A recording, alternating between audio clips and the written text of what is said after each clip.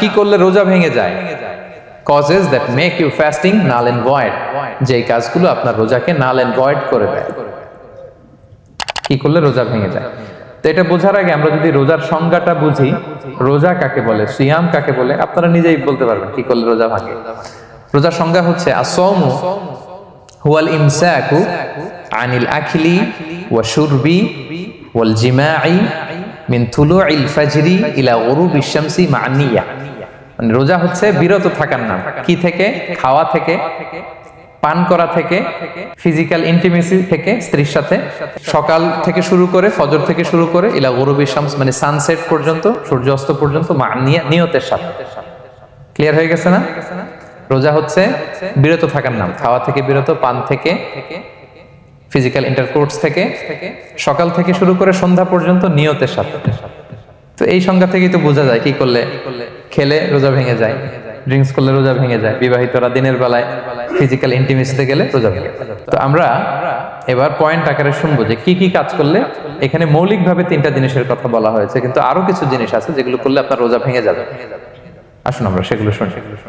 1 নম্বরে হচ্ছে ইচ্ছা করে যদি আপনি খান, ইচ্ছা করে খাইতে হবে, বুঝছেন? ভুল করে খাইলে কিন্তু রোজা ভাঙে না। খুব মজার না ব্যাপারটা?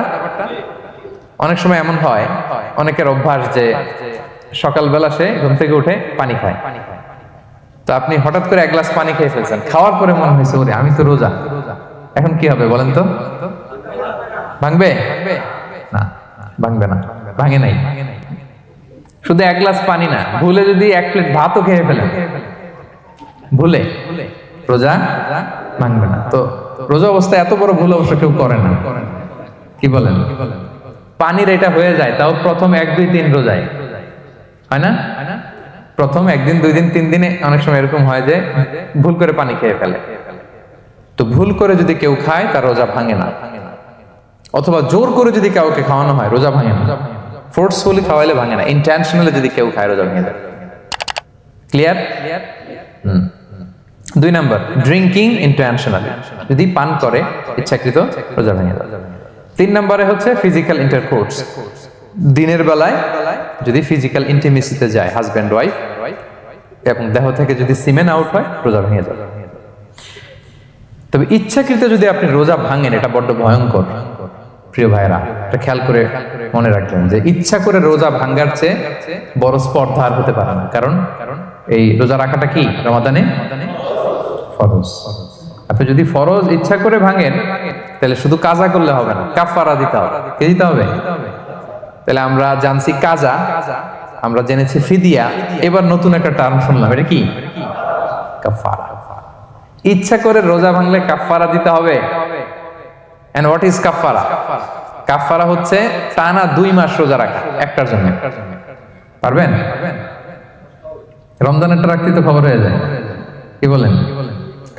ইচ্ছা করে যদি কেউ রোজা ভাঙে তার কাজা কাফারা 2টাই লাগবে। কাজা মানে কি? একটা রোজার জন্য একটা রাখা, আর কাফারা 2 মাস 60টা রোজা রাখা। 60 খবর আছে। কিন্তু আপনি ইচ্ছা করে যদি রোজা ভাঙেন, এটার জন্য কাজা করলেন, একটা 60টা রাখলেন, মোট 61টা রাখার পরেও রমাদানের যে রোজা, এটার ফজিলত কি আপনি পাবেন? এটা আপনি পাবেন না। তো এটা বড্ড ভয়ঙ্কর। আমরা যেন ইচ্ছা করে কেউ রোজা না ভাঙি। এই ইচ্ছা করে যদি কেউ রোজা ভাঙে অথবা ইচ্ছা করে দিনের বেলায় যদি কেউ ফিজিক্যাল ইন্টারকোর্স করে, তখন তার কাজাও করা লাগবে, কাফারাও করা লাগবে। এই ভুল যেন আমরা কখনো না করি, মনে থাকবে? এবার একটা মজার হাদিস শোনেন, সহিহ বুখারী। এক সাহাবী দৌড়ে এসে রাসূল সাল্লাল্লাহু আলাইহি ওয়াসাল্লামকে বলতেছে, ইয়া রাসূলুল্লাহ হালাকতু ইয়া রাসূলুল্লাহ, হে আল্লাহর রাসূল আমি তো শেষ। সাহাবী বলতেছে, ইয়া রাসূলুল্লাহ আমি তো শেষ। তো তুমি শেষ, কি হয়েছে তোমার? রাসূল সাল্লাল্লাহু আলাইহি ওয়াসাল্লাম বললেন, ওয়ামা আহলাকাক, তুমি কেন, কি সমস্যা? হালাকতু ইয়া রাসূলুল্লাহ লিটারাল মিনিং হচ্ছে, ইয়া রাসূলুল্লাহ আমি তো ধ্বংস হয়ে গেলাম। রাসূল বললেন, কি হয়েছে, কিভাবে ধ্বংস হয়ে গেল? তো সাহাবী বললেন, ওয়াকাআতু আলা ইমরাআতি ফি রমাদান, আমি রমাদানে দিনের বেলায় আমার স্ত্রীর সাথে ফিজিক্যাল ইন্টারকোর্স করে ফেলেছি, আমি তো শেষ, ইয়া রাসূলুল্লাহ আমারে বাঁচান। তারপর রাসূল সাল্লাল্লাহু আলাইহি ওয়াসাল্লাম বললেন, হাল তাজিদু মা কা'আতিকু রাকাবা, তুমি কি একটা দাস আজাদ করতে পারবে? কাফারার মূল বিধান হচ্ছে দাস আজাদ করা অথবা 60টা রোজা রাখা অথবা 60 জনকে খাওয়ানো। ওকে, তো রাসূল সাল্লাল্লাহু আলাইহি ওয়াসাল্লাম বলতেছে তুমি কি একটা দাস আজাদ করতে পারবে? উনি বলল না, আমার তো এই সক্ষমতা নাই, আমি পারবো না।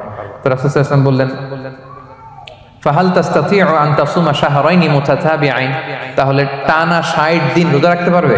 বলতেছে লা ইয়া রাসূলুল্লাহ, এটাও আমি পারবো না, 60 দিন রোজা রাখা আমার পক্ষে সম্ভব না। এরপর রাসূল সাল্লাল্লাহু আলাইহি ওয়াসাল্লাম বললেন ফাহাল তাজিদু মা তুতঈমু 60 মিসকিনান, তাহলে 60 জনকে খাবার খাওয়াইতে পারবে? বলতেছে না, এটাও পারবে না। তো কোনোটাই সে পারবে না। এবার উনি বসে রইলেন। ফাউতিয়া বিআরাকিন ফিহি তাম, হঠাৎ করে রাসূল সাল্লাল্লাহু আলাইহি ওয়াসাল্লামের কাছে এক ঝুড়ি খেজুর আসলো। এবার রাসূল সাল্লাল্লাহু আলাইহি ওয়াসাল্লাম বললেন সেই লোক কোথায় যে কিছুই করতে পারবে না, ডাকো। এবার আসলে এবার রাসূল সাল্লাল্লাহু আলাইহি ওয়াসাল্লাম বললেন তুমি দাসও আজাদ করতে পারবে না, 60 দিন রোজা রাখার নিয়ম এটাও পারবে না, 60 জনকে খাওয়ানো এটারও সক্ষমতা নাই, তাহলে এই যে এক ঝুড়ি খেজুর আসছে আমার কাছে সাদাকার খেজুর, যাও এটা তুমি দান করে দাও আল্লাহর রাস্তায়।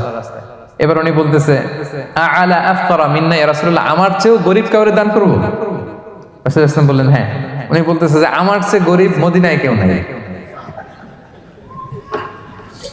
উনি বললেন ফামা বাইনা লাবাতাইহা আহলু বাইতিন আহওয়াজু ইলাইহি মিন্না ইয়া রাসূলুল্লাহ, এই মদিনায় আমার চেয়ে গরীব মানে এটার প্রতি মুখাপেক্ষী আমার চেয়ে বেশি কেউ আর নাই।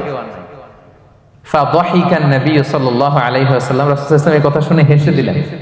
হাত্তা বাদাত আনিয়াবু, রাসূল সাল্লাল্লাহু আলাইহি ওয়াসাল্লামের চোয়ালের দুই পাশের দাঁত দেখা গেল। রাসূল সাল্লাল্লাহু আলাইহি ওয়াসাল্লাম সাধারণত হাসতেন না, দেহেক যেটা এটা খুব কম হাসতেন না, তিনি তাবাসসুম যেটা স্মাইলিং মুচকি হাসতেন, ওটাতে দাঁত দেখা যায়। কিন্তু এই লোকের কাণ্ড দেখে, এই সাহাবী রাদিয়াল্লাহু তাআলা আনহুর কাণ্ড দেখে রাসূল সাল্লাল্লাহু আলাইহি ওয়াসাল্লাম হাসি আর থামে রাখতে পারলেন না। ফাদাহিকান নবী সাল্লাল্লাহু আলাইহি ওয়াসাল্লাম, রাসূল সাল্লাল্লাহু আলাইহি ওয়াসাল্লাম এমন হেসে দিলেন যে ওনার দাঁত দেখা গেল, এরকম হাসি উনি হাসেন না। এরপর রাসূল সাল্লাল্লাহু আলাইহি ওয়াসাল্লাম বললেন কি আর করা, যাও ইযহাব ফাআতঈমহু আহলাক, যাও নিয়ে তোমার ফ্যামিলিতে খাও। করছো তুমি বড় ভুল, এখানে কাফারা দিতে হবে, 60টা রোজা রাখা, দাস মুক্তি, 60 জনকে খাওয়ানো, কিছুই পারবা না। আসলো খেজুরের বক্স তোমার সাহায্য করার জন্য দিলাম, যাও এটা সদকা করো। এখন তুমি বলতেছো তোমার চেয়ে গরীব আর মদিনায় কেউ নেই, তো কি আর করা, যাও তুমি খাও। তো এই মজার হাদিসটা এই কাফারা রিলেটেড হাদিসের মধ্যে এসেছে। তো যদি আপনি ভুল করে, আপনি যদি ইন্টেনশনালি ইচ্ছা করে যদি রোজা ভেঙে ফেলেন, প্রিয় ভাইরা, এটা কিন্তু বড্ড ভয়ঙ্কর। এটার জন্য আপনার কাফারা দিতে হবে, 60টা রোজা রাখতে হবে। এটা যদি না পারেন 60 জনকে খাওয়াতে হবে। কোনোটাই তো সহজ না, কি বলেন? অনেক ব্যয় সাপেক্ষ। গেল 3টা গেল। আর কি করলে রোজা ভেঙে যায়? ইচ্ছা করে যদি বমি করে রোজা ভেঙে যাবে, তবে অনিচ্ছা সত্ত্বে বমি আসলে রোজা ভাঙে না। ক্লিয়ার? রাসূল সাল্লাল্লাহু আলাইহি ওয়াসাল্লাম বলেছেন মান দারাআহুল কাইউ আই গালাবাহু ফালাইসা আলাইহি কাদা, কেউ যদি অনিচ্ছাকৃত বমি আসে কাজা করা লাগবে না। ওমান ইস্তাকা, কেউ যদি ইচ্ছা করে বমি করে আমদান ফালিয়াখদি, সেজন্য এই রোজাটা কাজা করে। আচ্ছা, 5 নাম্বার হচ্ছে আল ইস্তিমনা মানে মাস্টারবেশন, হস্তমৈথুনের মাধ্যমে কেউ যদি সিমেন আউট করে তাহলে তার রোজা ভেঙে যাবে এবং এটার জন্য কাজা কাফারা দুইটাই লাগবে। 6 নাম্বার স্মোকিং। স্মোকিং যদি রমাদানে কেউ করে রোজা কিন্তু শেষ। এদিকে আমার মাসালা শেখায় না নতুন করে, অনেকে অনেক ডানে বায়ে মাসালা করে যে হুজুর এটাতে এই, ওটাতে এটা তো ধোঁয়া, এটা তো এই না। স্মোকিং করলে আপনার রোজা ভেঙে যাবে, কারণ এটার মধ্যে এমন পার্টিকেল থাকে যেটা আপনার ভিতরে চলে যায়, সো আপনার রোজা ভেঙে যাবে। খবরদার স্মোকিং করবেন না। 7 নম্বরে আপনি যদি নাকে ড্রপ দেন, রোজা রাখা অবস্থায় নাকে ড্রপ দেওয়া যাবে না। হ্যাঁ, নাক হচ্ছে gateway to reach in the stomach, এটা স্টোমাকে পৌঁছার একটা গেটওয়ে। আপনি নাকে ড্রপ দিলে দেখবেন কিছুক্ষণ পরে গলায় একটা তেতো তেতো ভাব অনুভব হয়, আস্তে করে এটা স্টোমাকে চলে যায়, আপনার রোজা ভেঙে যাবে। নাকের ড্রপ এটা রাতে, সন্ধ্যা থেকে শুরু করে সাহুর খাওয়া পর্যন্ত। আচ্ছা, এজন্য রমাদানে কিন্তু ওযু করার সময় নাকে পানি দিতে সাবধান। হ্যাঁ, ফরজ গোসলের সময় নাকে পানি দিতে সাবধান, খুব বেশি ইস্তেনশাক করা যাবে।